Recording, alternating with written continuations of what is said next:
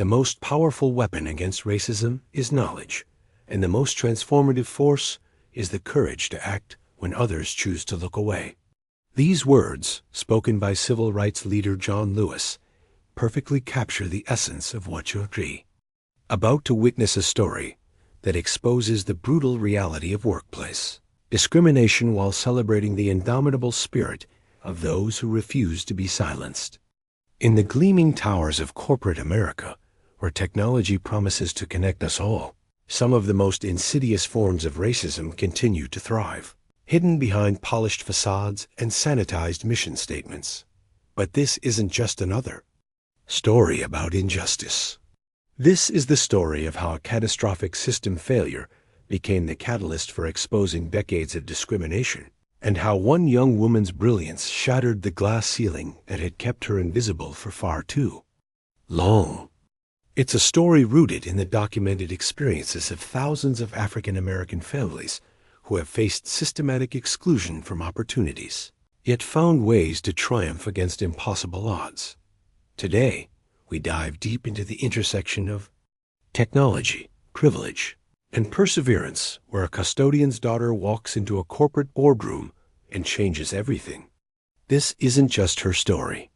It's the story of every Black worker who has been underestimated, every family that has been denied opportunities, and every individual who has found the strength to rise above a system designed to keep them down. Welcome to a journey that will challenge your assumptions, inspire your spirit, and remind you that sometimes the most profound change comes from the most unexpected places.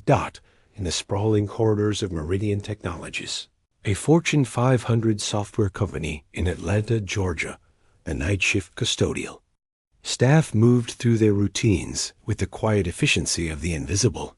Among them was Samuel Washington, a 52-year-old man whose calloused hands told the story of 3 decades spent cleaning the offices of others' dreams. What his colleagues didn't know was that Samuel held a degree in electrical engineering from Morehouse College, a credential that had opened exactly 0 doors in corporate America when he graduated in 1992. Samuel's story mirrors that of countless African Americans who, despite their qualifications, found themselves relegated to positions far below their capabilities. According to the D.C. Fiscal Policy Institute, over 60% of Black federal workers were historically relegated to custodial work, while only 2% held higher-level positions, a pattern that extended throughout corporate America. The path that led Samuel to Meridian Technologies began in rural Alabama, where his grandmother, a domestic worker, had instilled in him the belief that education was the key to a better life. She had lived through the Jim Crow era, when Black workers faced systematic exclusion from all but the most menial jobs. "Baby," she would tell young Samuel, "they can take everything from you, but they can't take what's in your head." Born in 1971, Samuel came of age during a time when the promise of civil rights legislation seemed to guarantee equal opportunity. Yet when he graduated from Morehouse in 1992 with honors, the reality was starkly different. Hiring managers would schedule phone interviews enthusiastically, only to suddenly find positions filled after meeting him in person.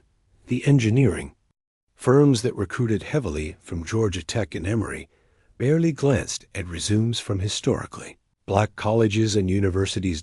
After 2 years of rejection and a growing family to support, Samuel took a night custodial position at Meridian Technologies. He told himself it would be temporary, just until the right opportunity came along. 30 years later, he was still there, watching younger, less qualified white engineers walk through doors that remained firmly closed to him. Samuel's daughter, Maya Washington, inherited both her father's brilliant mind and her great-grandmother's fierce determination. At 24, Maya had earned a computer science degree from Georgia Tech with a specialization in cybersecurity and artificial intelligence. Her academic achievements were extraordinary. She had published research on algorithmic bias detection and had developed innovative security protocols that could revolutionize corporate data protection. Yet, Maya's job search had been a series of rejections and dead ends. Research from the National Bureau of Economic Research demonstrates that discrimination against distinctively black names is concentrated among large employers, with callback rates for job applications significantly lower for candidates with African American sounding names. Maya had experienced this firsthand. Her resume generated interest until video interviews revealed her race, after which opportunities mysteriously evaporated. The historical context of their struggle stretched back generations. During the post-Civil War Reconstruction era, African Americans had briefly experienced unprecedented economic and political advancement. But the rise of Jim Crow laws in the 1880s systematically stripped away these gains, relegating black workers to the most menial positions, regardless of their education or abilities. The Great Migration of the early 20th century saw millions of African Americans move north and west, seeking economic opportunities free from the legal segregation of the South. Yet even in supposedly progressive cities, discriminatory hiring practices persisted. Companies routinely refused to hire black workers for anything beyond janitorial, domestic, or manual labor positions. World War II marked a turning point when labor shortages forced some companies to hire black workers for previously white-only positions. President Franklin D. Roosevelt's Executive Order 8802 in 1941 prohibited discrimination in defense industries, establishing the Fair Employment Practices Commission. But these gains were often temporary, with many black workers losing their positions when white servicemen returned from war. The Civil Rights Act of 1964 was supposed to change everything. Title VII explicitly banned employment discrimination based on race, color, religion, sex, or national origin. Yet enforcement was inconsistent, and subtle forms of discrimination adapted to the new legal landscape. Companies developed coded language and subjective hiring criteria that effectively maintained racial exclusion while appearing race-neutral on paper. At Meridian Technologies, this discrimination was both subtle and systemic. The company's leadership team of 12 executives included no African Americans, despite the company being headquartered in a city that was majority black. The engineering department of 200 employees had only 8 black professionals, most of whom were concentrated in the lowest level positions. When questioned about diversity, executives would cite pipeline problems and cultural fit as explanations for the racial homogeneity of their workforce. Maya had applied to Meridian Technologies 3 times over 2 years, each time receiving polite rejection letters citing her lack of relevant experience. The irony was not lost on her that she possessed more advanced knowledge of cybersecurity than many of the company's senior engineers, yet couldn't get past the initial screening process. The Washington family's experience reflected broader patterns documented by researchers and civil rights organizations. Studies consistently showed that resumes with white-sounding names received significantly more callbacks than identical resumes with black-sounding names. Once hired, black employees faced additional barriers to advancement, with promotion rates lagging significantly behind their white counterparts. For Samuel, the daily humiliation of being invisible despite his qualifications had taken its toll. He watched engineering teams struggle with problems he could solve in his sleep, yet his insights were dismissed on the rare occasions when he dared to speak up. Colleagues would make casual racist comments, assuming the cleaning man wouldn't understand or matter enough to care. Maya witnessed her father's quiet dignity in the face of this treatment, and it fueled her determination to break through the barriers that had constrained her family for generations. She refused to accept that her father's brilliance would go unrecognized, or that her own talents would be wasted because of the color of her skin. The stage was set for a confrontation that would expose decades of discrimination and challenge. the very foundations of corporate America's power structure. Neither Maya nor Samuel knew that their moment of truth was approaching, hidden in the complex algorithms and vulnerable code that kept Meridian Technologies running. Tuesday, March 15th, 2023, began like any other day at Meridian Technologies. The morning sun reflected off the glass towers of Atlanta's Buckhead district as employees filtered into the building, their security badges beeping them through turnstiles that Samuel Washington had cleaned just hours before. In the 47th floor executive suite, CEO Richard Hartwell was preparing for the most important presentation of his career, a demonstration of the company's new AI-driven security platform to a consortium of Fortune 100 companies worth potentially $2.8 billion in contracts. At 2:47 p.m., as Hartwell clicked the critical slide showing real-time threat detection capabilities, every screen in the building went black. The primary servers had crashed, taking with them not just the presentation, but the entire network infrastructure that supported Meridian's operations. Emergency lighting flickered on as backup systems failed to engage properly, and the low hum of climate control systems ground to a halt. In the executive conference room, 12 of the most powerful technology leaders in America sat in stunned silence as Hartwell's face flushed crimson. "This is impossible," he muttered, frantically pressing keys on his laptop. "The system has triple redundancy. This can't happen." But it was happening. And with each passing minute, the financial implications grew more catastrophic. Trading systems were down, affecting the company's stock price. Customer data was inaccessible, potentially violating service-level agreements worth millions in penalties. Most critically, the prospective clients in the conference room were witnessing firsthand the failure of the very security system they were being asked to purchase. Within minutes, Meridian's entire IT department descended into chaos. Lead systems. Engineer Brad Morrison, a Georgia Tech graduate who had been with the company for 5 years, led a team of 20 specialists in desperate attempts to diagnose the problem. Network administrator Sarah Chun ran diagnostics on the backup systems, while database specialist Mike Rodriguez tried to restore data from emergency archives, but nothing worked. Every attempted solution led to new complications, as if the system was actively resisting their efforts to restore it. The code seemed to be fighting back, generating cascading errors that multiplied faster than they could be addressed. "It's like the entire architecture is corrupted," Morrison announced to the growing crowd of executives and technicians gathering in the server room. "We're looking at a complete system rebuild. This could take days, maybe weeks." The words hit Hartwell like a physical blow. Days meant the loss of the billion-dollar contract. Days meant explanations to shareholders, regulatory investigations, and potentially his own termination. He had built his reputation on the reliability of Meridian systems, and now that reputation was crumbling in real time. By 4:30 p.m., desperation had set in. Hartwell authorized the company to bring in outside consultants at emergency rate specialists who charged $500 per hour and required minimum 48-hour commitments.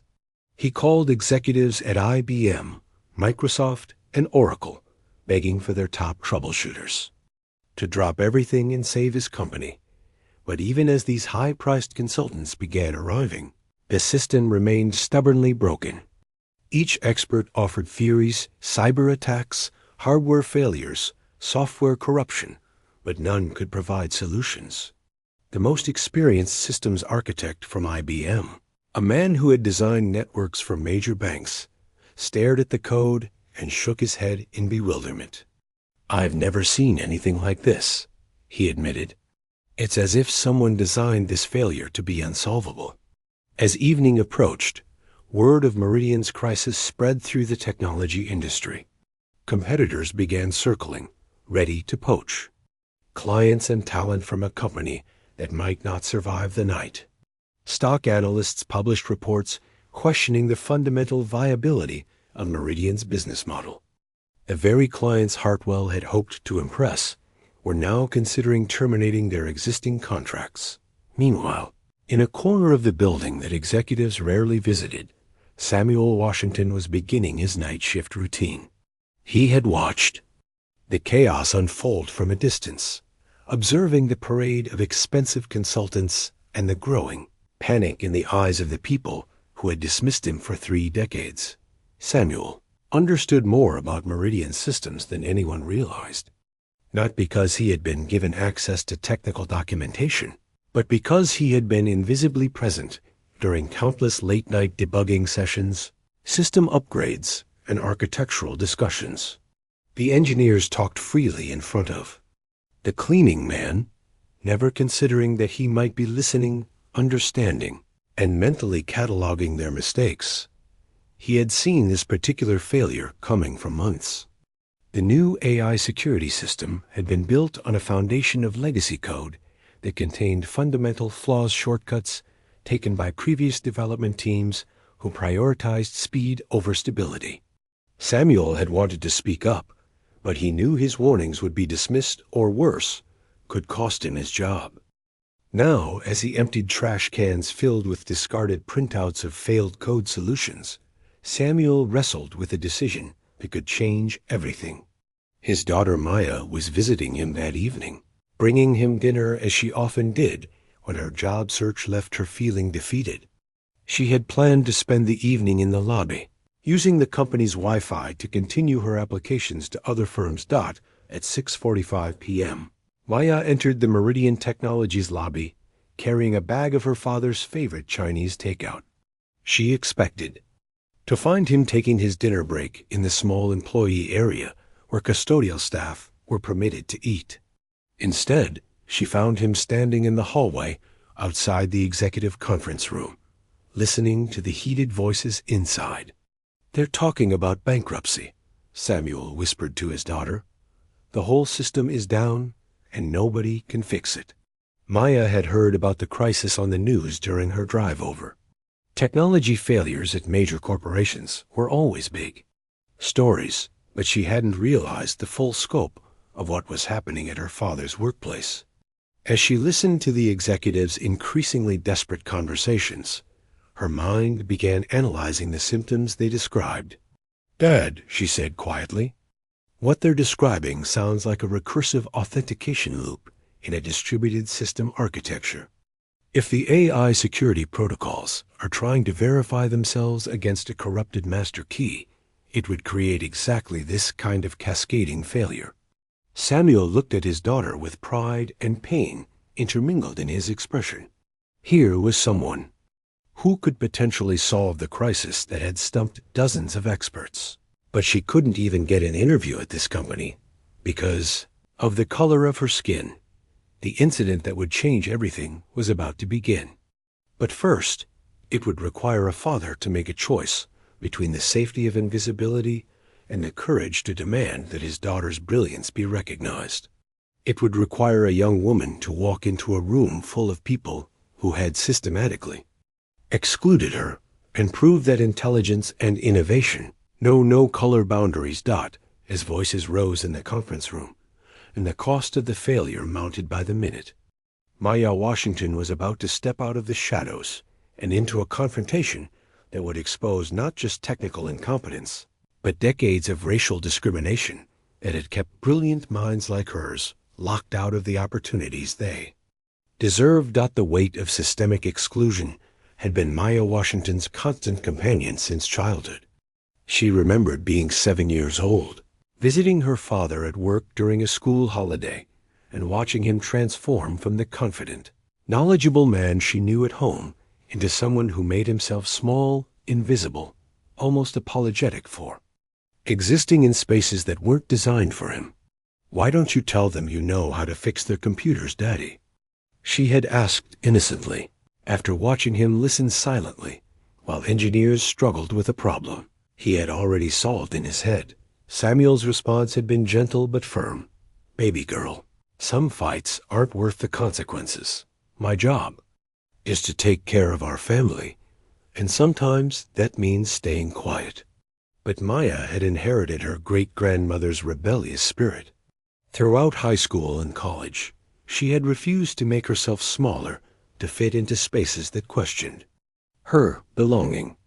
At Georgia Tech, she had faced professors who openly doubted her capabilities, classmates who attributed her achievements to affirmative action, and a campus culture that treated her as an anomaly rather than an equal. During her sophomore year, a computer science professor had returned her perfect score on a complex algorithms exam with a note questioning whether she had received unauthorized assistance. When Maya requested a meeting to defend her work, the professor subjected her to an impromptu oral examination that no other student had been required to endure. Only after she flawlessly explained every line of her code did he grudgingly acknowledge her competence. The psychological toll of constantly proving her worth had been exhausting. Maya found herself working twice as hard as her peers, not just to succeed, but to overcome the presumption that she didn't belong. She spent countless hours in the computer lab, perfecting projects that white classmates submitted with far less polish and still received comparable grades. Her research on algorithmic bias detection had emerged from this personal experience. Maya had documented how artificial intelligence systems perpetuated racial discrimination, creating hiring algorithms that systematically excluded qualified Black candidates and facial recognition systems that worked poorly on darker skin tones. Her work had been groundbreaking, earning recognition from professors and publication in academic journals. Yet when it came time to enter the job market, Maya discovered that the same biases she had studied academically were alive and thriving in corporate America. Her first indication came during her senior year career fair, where recruiters from major technology companies seemed genuinely interested in her qualifications until they met her in person. The shift in their demeanor was subtle but unmistakable. The enthusiasm would drain from their voices, and suddenly the positions they had been eager to discuss would become highly competitive or requiring very specific experience. One particularly painful encounter had occurred at a startup founded by two Georgia Tech alumni.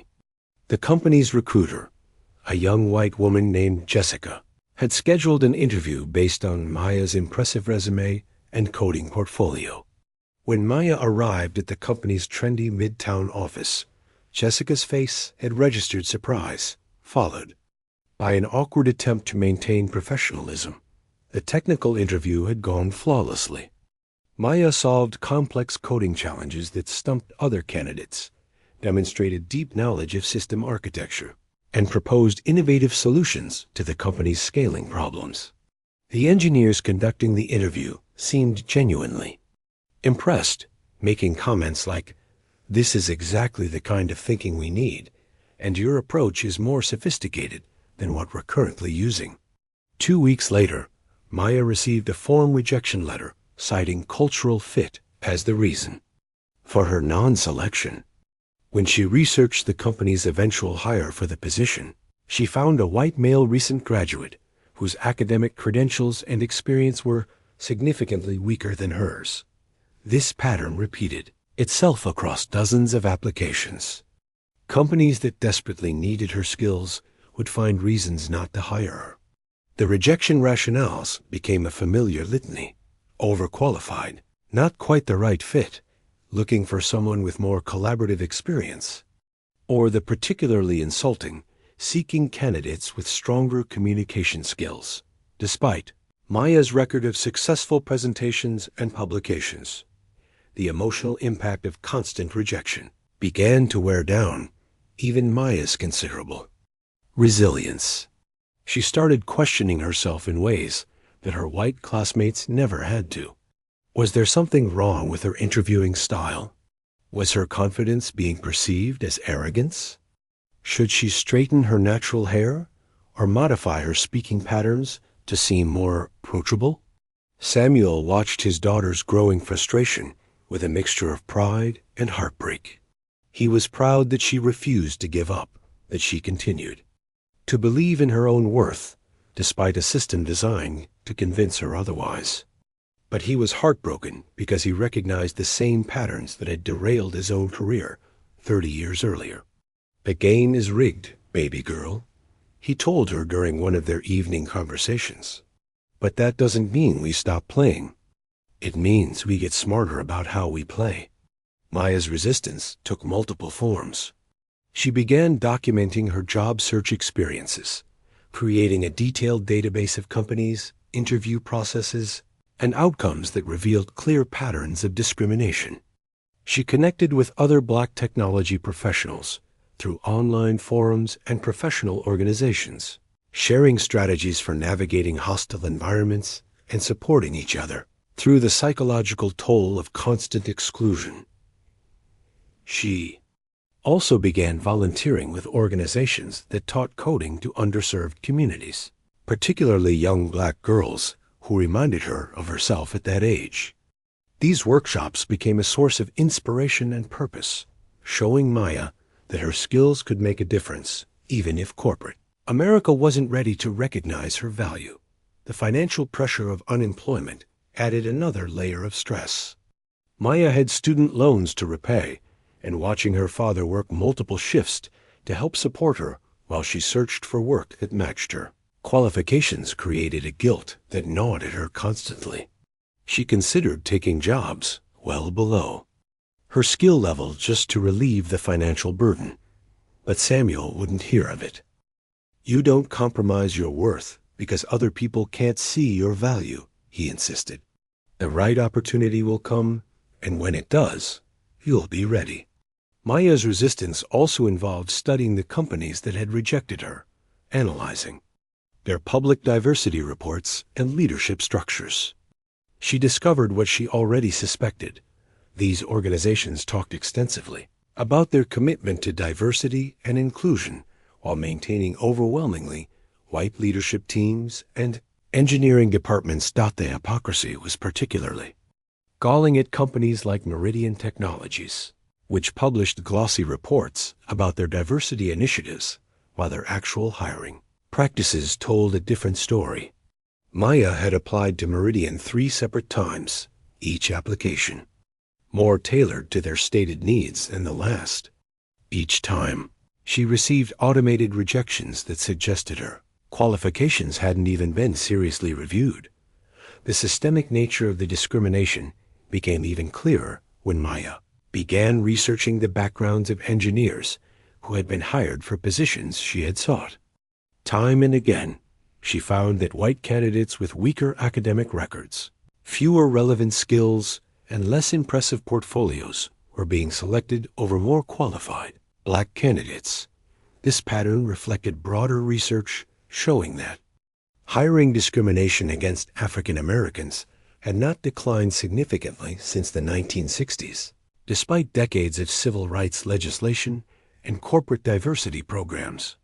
Studies consistently demonstrated that resumes with white-sounding names received significantly more callbacks than identical resumes with Black-sounding names, and that Black employees faced additional barriers to promotion and advancement once hired. For Maya, the personal had become political. Her individual struggle for recognition and opportunity was connected to a larger fight for justice that stretched back generations. She began to understand that her success wouldn't just be personal achievement. It would be a blow against a system that had systematically excluded brilliant minds like her father's and countless others. As she sat in the Meridian Technologies lobby that Tuesday evening in March, listening to her father describe the chaos unfolding in the building above, Maya felt the convergence of her personal journey with a moment of historic opportunity.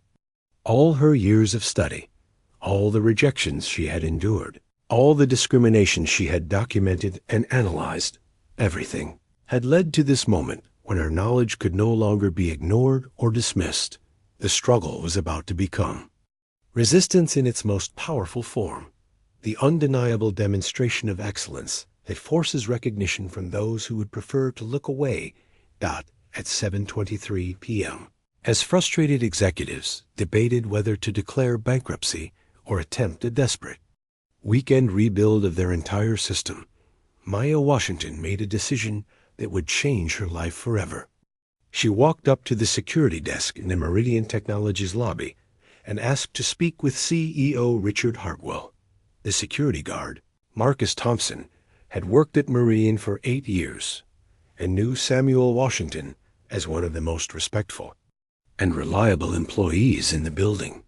When Samuel's daughter explained that she might be able to help with the technical crisis, Marcus faced his own moment of moral choice.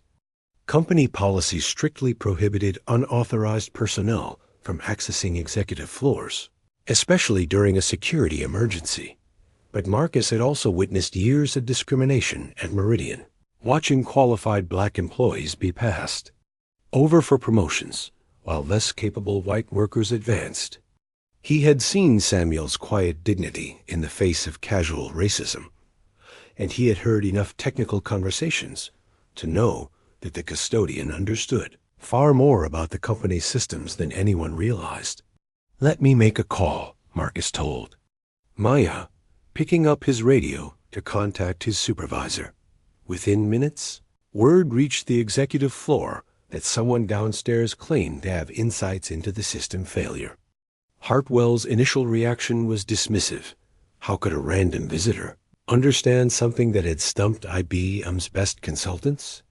But as the hours passed and desperation deepened, he found himself willing to consider any possibility. "Send her up," he told his assistant. Too exhausted to care about protocol. Maya entered the 47th floor executive conference room at 7:45 p.m., carrying her laptop and a notebook filled with diagrams she had sketched while listening to descriptions of the failure. The room fell silent as she walked in, 23 white executives and consultants staring at a young black woman who looked barely old enough to have graduated college.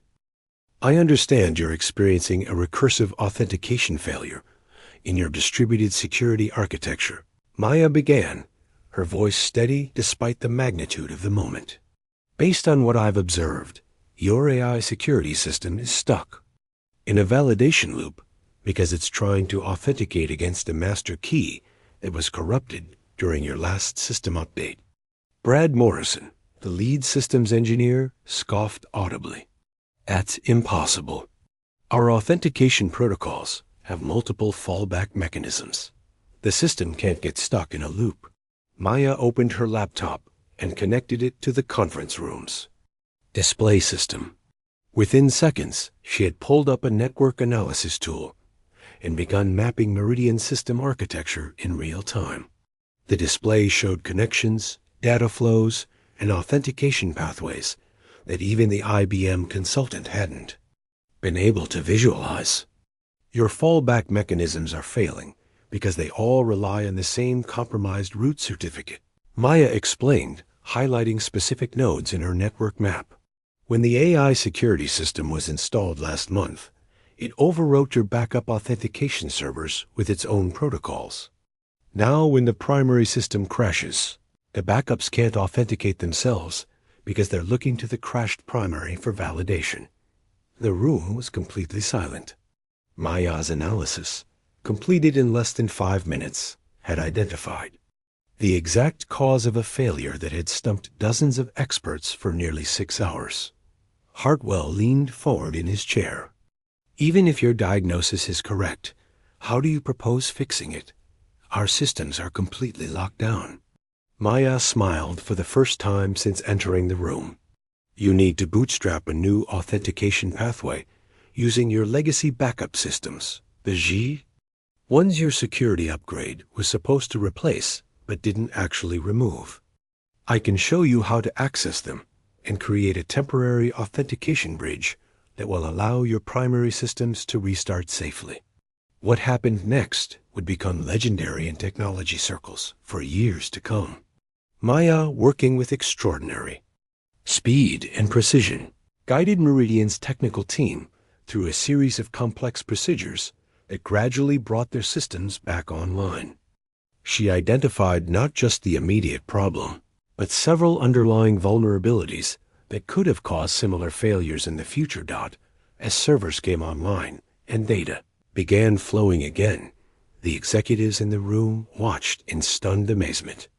This young woman, who had been dismissed and ignored by their hiring processes, was demonstrating technical expertise that surpassed their highest-paid consultants. "Where did you learn to do this?" asked Sarah Chun, the network administrator, who had been struggling with the crisis all day. "Georgia Tech Computer Science, with additional research in cybersecurity and AI systems," Maya replied, not taking her eyes off the screens showing system recovery progress.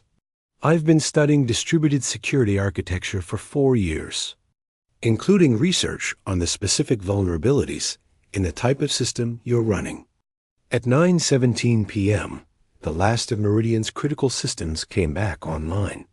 Customer data was secure, trading systems were operational, and the billion-dollar presentation that had been derailed could be rescheduled. Maya had not only solved the immediate crisis, but had prevented weeks of downtime and potentially catastrophic financial losses. The silence in the room was deafening. Hartwell stared at Maya with an expression that mixed gratitude, embarrassment, and dawning realization. Finally, he asked the question that everyone was thinking: "Why aren't you working here or anywhere in our industry?" Maya's response cut through the air like a blade. "I've applied to work here 3 times in the past 2 years. Each time, I received a form rejection letter saying I didn't have the relevant experience. I've applied to 47 technology companies in Atlanta and received similar rejections from all of them. Meanwhile, I've been working part-time at a coffee shop while my father, who has an electrical engineering degree from Morehouse College, spends his nights cleaning your offices." The room erupted in uncomfortable murmurs as the implications of Maya's words sank in. She continued, her voice growing stronger with each word.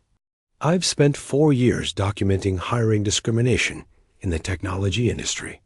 I have a database of over 200 black technology graduates who have been systematically excluded from positions they're qualified for, while less qualified white candidates are hired. Tonight, you've seen what you've been missing. Tonight, you've seen the cost of your biases." Brad Morrison, who had initially dismissed her analysis, spoke up with visible shame in his voice. I reviewed some of those applications personally. I remember your resume now. We said you didn't have enough practical experience. What practical experience did the candidate you hired instead have?" Maya asked pointedly. Morrison's face reddened. He was a recent graduate, but he had done an internship at a startup. I had internships at 2 startups, published research in 3 academic journals, and developed security protocols that are more advanced than anything your current system uses, Maya replied. "But none of that mattered because you never looked past my name and my photograph."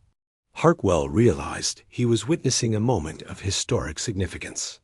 This wasn't just about one hiring mistake, it was about decades of systemic discrimination that had deprived his company and the entire industry of exceptional talent. More immediately, it was about a brilliant young woman who had just saved his company from potential bankruptcy and deserved far more than an apology. "Maya," he said, using her name for the first time, "I want to offer you a position here. Senior Systems Architect, reporting directly to me, with a starting salary of $180,000 and immediate eligibility for our executive bonus program." The offer was generous, more than Maya had expected for her first position in the industry. But she wasn't finished making her point. "Thank you, Mr. Hartwell, but I have conditions. First, I want to see a complete audit of your hiring practices, with specific data on application rates, interview rates, and hiring rates by race and gender. Second, I want your company to implement blind resume reviews to eliminate name-based discrimination. Third, I want to establish a mentorship program that actively recruits and supports underrepresented candidates in technology." She paused, looking around the room at faces that ranged from impressed to uncomfortable to genuinely ashamed. And fourth, I want my father to be offered a position in your engineering department commensurate with his qualifications and experience. 30 years of discrimination ends tonight. The climax of Maya's story wasn't just about solving a technical problem. It was about the moment when excellence became undeniable, when systemic discrimination was exposed in the most public way possible, and when one young woman's courage created opportunities not just for herself, but for countless others who had been excluded from rooms where their talents were desperately needed. The transformation of Meridian Technologies began immediately. Within 48 hours of Maya Washington's dramatic intervention, CEO Richard Hartwell had convened an emergency meeting of the board of directors to address what he termed a fundamental failure of our talent acquisition and recognition processes. The crisis had cost the company nearly $50 million in lost business and emergency consulting fees. But more importantly, it had revealed the devastating cost of systematic discrimination. Maya's demands were not just accepted but exceeded. Hartwell authorized a comprehensive third-party audit of hiring practices stretching back 5 years, conducted by the employment law firm Morrison & Associates, specialists in workplace discrimination cases. The results were damning. Black candidates with identical or superior qualifications to hired white candidates had been rejected at rates exceeding 85%. The pattern was so consistent and stark that the auditors concluded it could only result from intentional discrimination. Samuel Washington was offered a senior engineering position with a starting salary of $145,000, along with immediate enrollment in the company's executive training program. After 30 years of invisibility, he found himself designing systems and leading teams, finally able to use the knowledge he had accumulated through decades of careful observation and continuous self-education. The mentorship program Maya established became a model for the industry. Within 6 months, Meridian had recruited and hired 12 black engineers, 6 Latino programmers, and 8 women in senior technical roles. More significantly, the program created pathways for advancement that had never existed before, with clear metrics and accountability measures that made discrimination much more difficult to hide. But the impact extended far beyond Meridian Technologies. Word of Maya's dramatic intervention spread throughout the technology industry, carried by the very executives who had witnessed her expertise firsthand. Other companies began examining their own hiring practices, motivated partly by moral considerations, but primarily by the recognition that they might be missing extraordinary talent. Maya's database of discrimination, which she had developed during her job search, became the foundation for a class action lawsuit against 15 major technology companies, filed in partnership with the NAACP Legal Defense and Educational Fund. The suit alleged systematic exclusion of qualified black candidates across the industry. The legal action resulted in settlements totaling $127 million and mandated changes to hiring practices at companies employing over 200,000 people. The personal transformation was equally profound. Maya found herself not just hired but celebrated. Invited to speak at conferences and universities about algorithmic bias and workplace discrimination. She became a sought-after consultant, helping companies identify and eliminate discriminatory practices in their hiring and promotion systems. Samuel Washington's journey from custodian to senior engineer became a symbol of the hidden talent that discrimination had kept locked away. He was profiled in multiple publications, including a feature story in Wired magazine titled "The Janitor Who Knew More Than the Engineers." But Samuel remained focused on his work, finally able to apply his knowledge freely and mentor young engineers who looked like him. The Washington family's experience catalyzed broader changes in corporate America. Maya's success story was cited in congressional hearings on workplace discrimination, leading to new federal guidelines for government contractors. The Equal Employment Opportunity Commission, began using her documentation methods as a model for investigating discrimination complaints. Educational institutions also took notice. Georgia Tech established the Maya Washington Fellowship for underrepresented students in computer science, providing full scholarships and guaranteed internship placements. Morehouse College, Samuel's alma mater, created a program specifically designed to help Black engineers transition from underemployment to positions matching their qualifications. The ripple effects extended internationally. Maya was invited to speak at technology conferences in London, Berlin, and Tokyo about the intersection of artificial intelligence and bias detection. Her research became required reading in computer science programs around the world, and she was offered faculty positions at 3 major universities. 2 years after the Meridian crisis, Maya had advanced to Chief Technology Officer, making her one of the youngest Black women ever to hold such a position at a Fortune 500 company. Under her leadership, Meridian Systems achieved industry-leading reliability ratings, while the company's diversity metrics became benchmarks for the entire technology sector. The legal victories continued. The class action lawsuit Maya had helped initiate resulted in the largest employment discrimination settlement in technology industry history. More importantly, it established legal precedents that made it easier for other victims of hiring discrimination to seek justice. Samuel Washington, meanwhile, had been promoted to Director of Systems Architecture, leading a team of 20 engineers. He became known for his ability to identify and solve complex problems that others missed, skills honed by decades of careful observation and analysis. His story inspired documentaries and books about hidden talent in the American workforce. The Washington family's journey from exclusion to recognition exemplified the broader civil rights progress that remained possible when discrimination was challenged directly and courageously. Their story demonstrated that the barriers maintaining racial inequality in corporate America were not insurmountable. They simply required the courage to confront them and the persistence to demand change.